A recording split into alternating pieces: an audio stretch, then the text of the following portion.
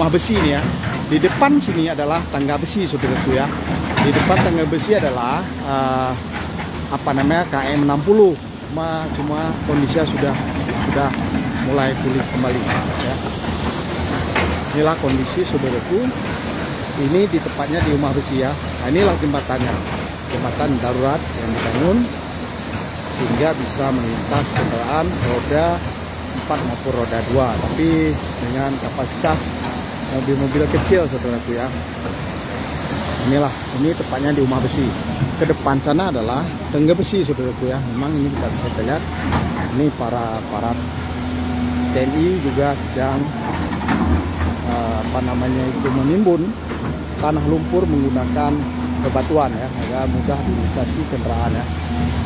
Ini ada juga pihak BPJN ya, BPJN ada Balai Jalan Nasional ada di sini juga. Kita lihat di sini ada petugas dari kepolisian juga ya.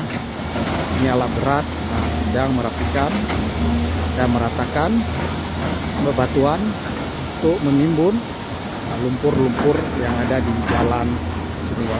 Inilah kondisinya. Seperti itu bisa kita lihat bagaimana